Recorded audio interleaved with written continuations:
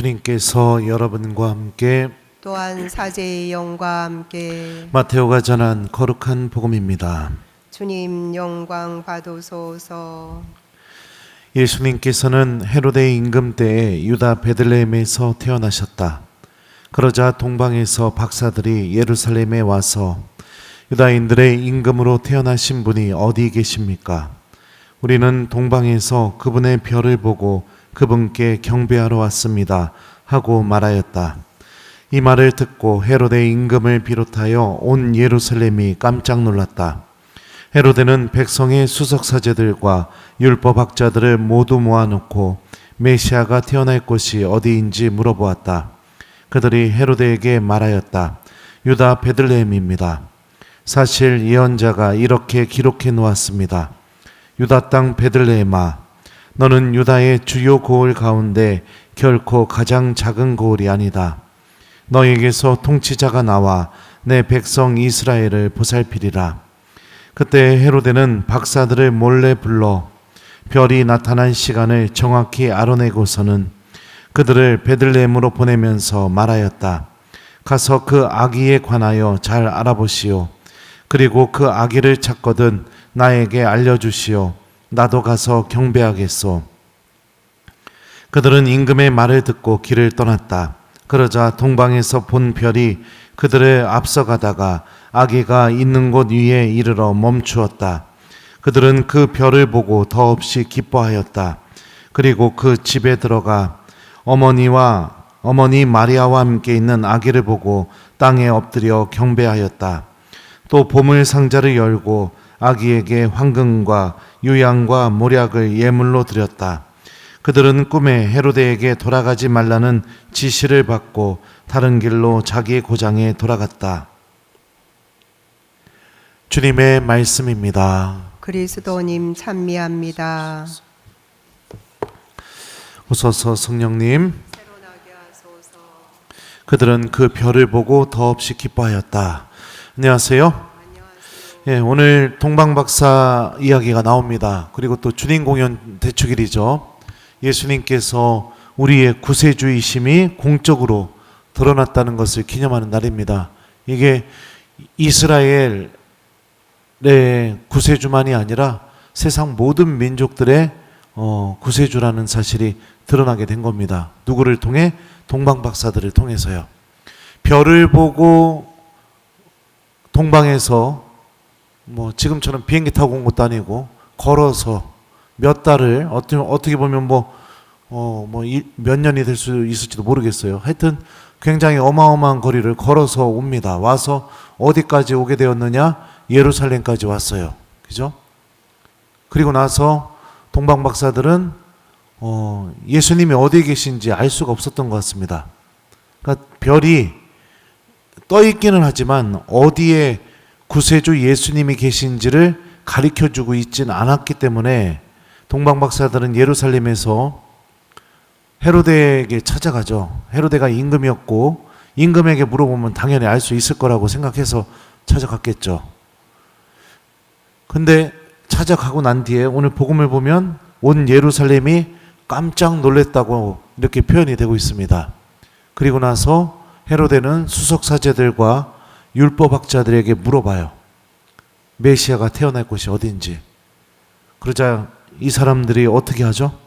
성경을 두루마리를 쭉 펼쳐서 예언서를 찾아내서 거기에서 성경 말씀을 읽습니다. 그 읽혀진 말씀은 미카 예언서의 말씀이기도 해요. 유다 땅 베들레헴아, 너는 유다의 주요 고을 가운데 결코 가장 작은 고을이 아니다. 너에게서 통치자가 나와 내 백성 이스라엘을 보살피리라. 이 말씀을 헤로데도 들었겠죠? 그죠? 수석 사제들도 들었겠죠? 그리고 율법학자들도 들었겠죠? 또 누가 들었을까요? 동방박사들도 이 말씀을 들었을 겁니다. 그리고 난 뒤에 박사들은 누구의 인도로 아기 예수님을 만나러 갈까요? 1번 헤로데, 2번 수석사제들, 3번 율법학자들, 4번 본당 신부님, 5번 별, 누구의 인도예요? 몇 번? 네? 네, 별의 인도로 갑니다.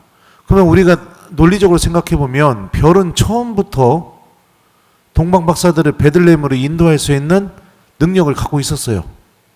그죠? 근데 그들이 베들레헴에 계신 아기 예수님께 가기 전에 예루살렘에 먼저 머물게 만들었습니다. 별이요. 그 이유가 무엇일까요? 동방박사들이 예루살렘에서 했던 중요한 일 중에 하나가 뭐였냐면 바로 주님의 말씀을 듣는 거였습니다. 그리고 말씀을 듣게 되자 별은 아주 능동적이고 주도적으로 아기 예수님이 태어난 곳이 어딘지를 구체적으로 가르쳐주기 시작합니다. 오늘 복음을 보면 이렇게 표현이 되어 있어요. 그러자 동방에서 본 별이 그들을 앞서가다가 아기가 있는 곳 위에 이르러 멈추었다. 그들은 그 별을 보고 더없이 기뻐하였다. 그러니까 어느 집에 메시아가 계신지 어디에 구세주가 계신지를 명확하게 알 수 있게 아주 분명하게 가르쳐줬다는 것을 의미하죠. 이러면서 오늘 복음은 우리에게 아주 중요한 메시지 한 가지를 알려줍니다. 하나님의 말씀을 듣는 삶이 반드시 선행되어야 아기 예수님을 만날 수 있다는 겁니다.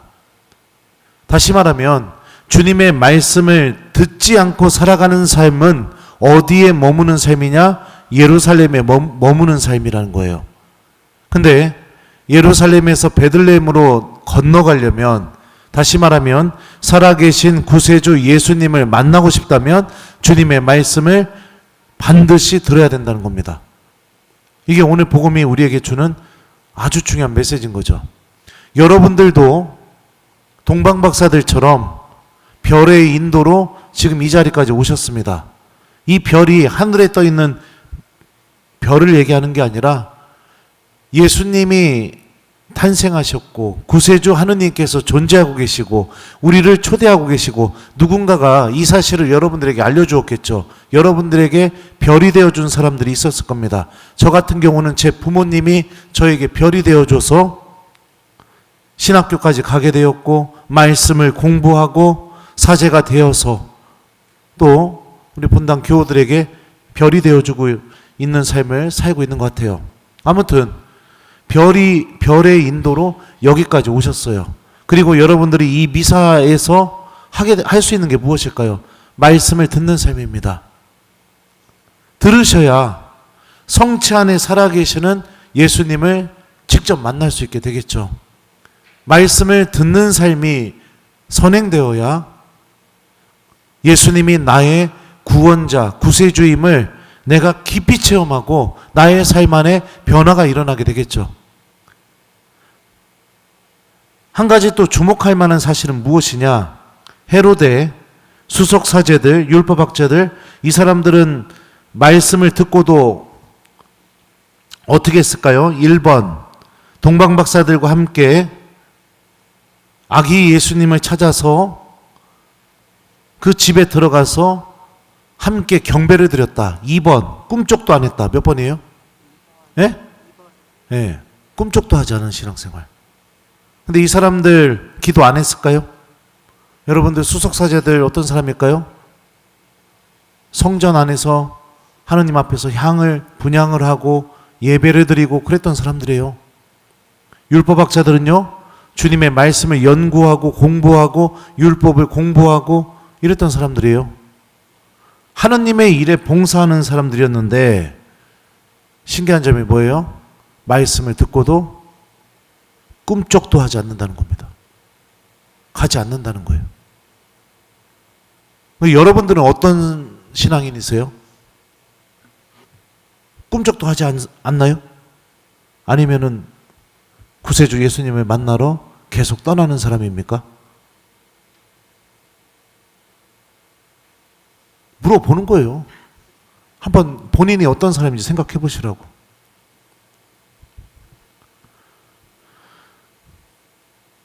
예수님이 나의 구원자라는 사실을 체험하고 깨닫게 되게 될 때 삶의 변화가 일어납니다.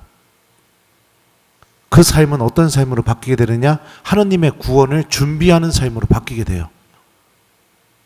기도가 중요해지게 되고요. 미사도 중요해지기 시작하게 될 겁니다.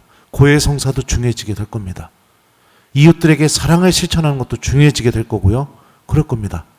근데 예수님이 나의 구원자라는 사실에 대해서 별 느낌이 없거나 아무 생각이 없는 신앙생활은 어떻게 될까요? 여전히 변화가 없을 겁니다. 잘 타협해가지고 최대한 허용할 수 있는 게 뭐냐? 주일미사 한 대.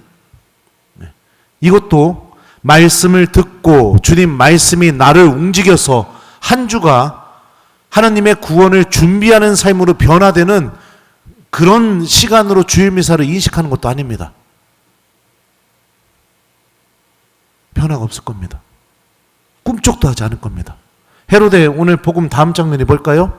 2살 이하의 사내 아이들을 다 죽입니다.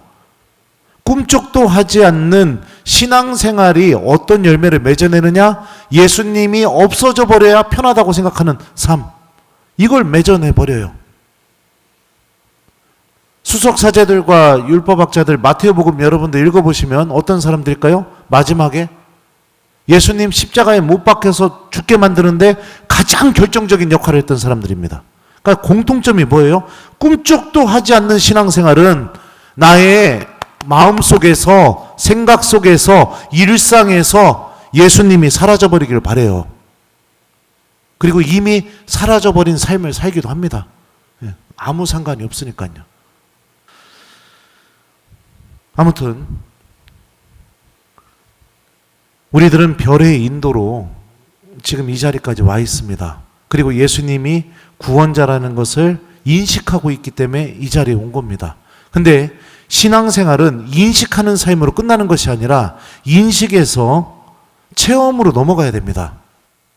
그분이 나의 정말 구세주이시라는 것을 내가 느끼고 체험하고 만나야 됩니다. 말씀을 들으십시오.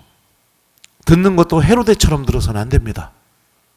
진짜로 듣는다는 게 뭘까요? 여러분들 자녀들이 집에 오자마자 엄마 배고파 하면 어떡할 거예요? 1번 그냥 배고프구나 이러고 만다. 2번 바로 하는 일을 멈추고 주방에 가서 아이 먹을 거를 준비해서 먹을 거를 준다. 몇 번이에요? 이게 듣는 겁니다. 듣는다는 게요. 배우자가 아프다고 감기 걸려서 아파 죽겠다고 운전하고 집에 갔는데 그 전화를 받았어요. 그러면 여러분도 어떻게 할까요? 1번 아 그래 아파? 알았어 이러고 그냥 집에 간다. 2번 차를 방향을 돌려서 약국에 가서 감기약을 사서 집에 가서 감기약도 주고 이마에 손도 짚어보고 괜찮냐고도 물어보고 그런다. 몇 번이에요? 네? 배우자는 아닌가 봐요. 2번 그게 듣는 거예요. 들은 말이 나를 움직이게 만드는 거. 예수님 만나셔야 됩니다. 나의 구원자라는 것을 체험하셔야 됩니다. 그러지 않으면 여러분들 신앙생활 하면 할수록 버거워질 겁니다. 하면 할수록 왜 이렇게 하라는 게 많은가 이렇게 느껴지게 될 겁니다. 신앙생활 하면 할수록 더더욱 던져버리고 싶다. 그냥 냉담하고 싶다. 이런 마음이 가득해질 겁니다.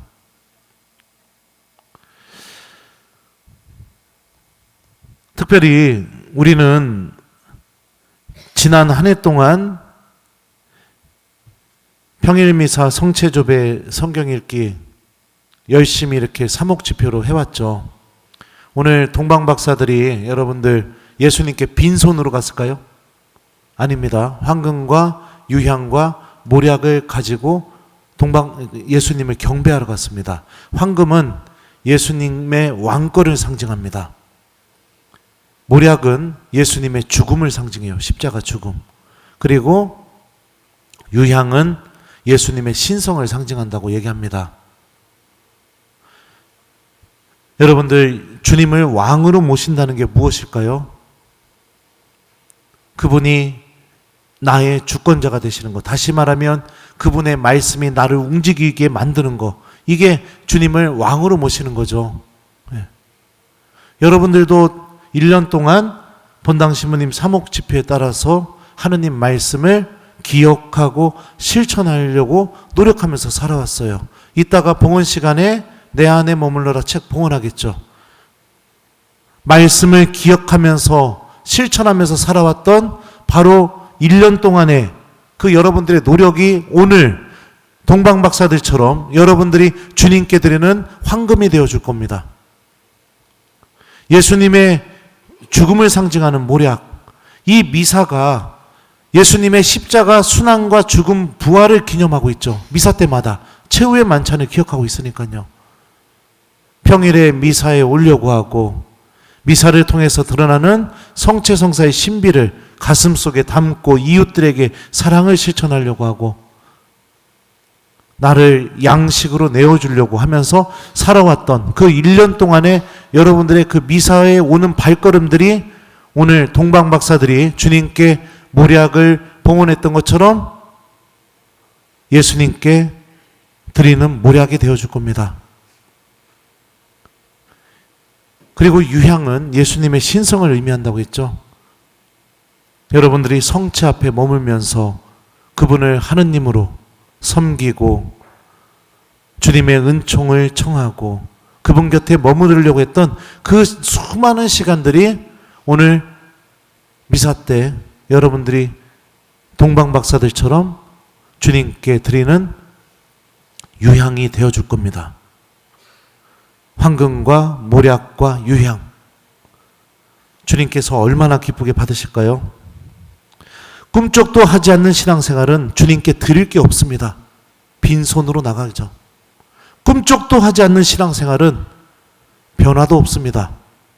주님과의 만남 이런 것도 중요하지 않습니다.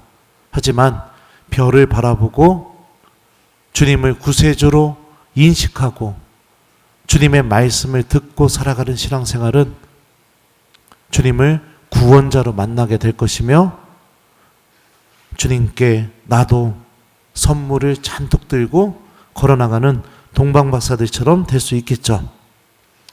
특별히 오늘 미사를 봉헌하면서 여러분들에게 별이 되어줬던 사람들을 기억하고 그들을 위해 기도했으면 좋겠습니다. 여러분들이 신앙을 갖게 만들어주고 하나님을 나의 구원자로 인식할 수 있도록 도와줬던 사람들, 그게 부모님이 될 수도 있고 친구가 될 수도 있고 친하게 옆집 자매가 될 수도 있고 그리고 또 여러분들도 헤로데처럼 되지 않도록 주님의 말씀을 들으면서 그 말씀이 인도하는 구세주 예수님이 계신 그 길로 걸어나가는 그런 한 주를 보내보셨으면 좋겠어요. 그래서 이번 한 주 동안 숙제가 무엇이냐면 우리는 별을 보고 이미 예수님을 향해서 걸어나가기 시작한 사람들이니까 오늘 복음의 메시지는 말씀을 듣는 이들만이 구세주 예수님께로 갈 수 있다고 알려주고 있으니 이번 한 주 하루하루 시작할 때마다 복음을 좀 읽고 하루를 시작해보게 이거를 숙제로 드립니다. 그래서 매일 미사 좀 펴서 하루를 시작할 때마다 꼭 복음을 읽고 그 복음 말씀이 이루어지기를 청하면서 하루를 시작하는 그런 한 주가 되었으면 좋겠습니다. 이번 한 주가 여러분들이 구세주 예수님을 향해서 걸어나가는 그런 한 주가 되기를 바랍니다. 그들은 그 별을 보고 더없이 기뻐하였다. 아멘.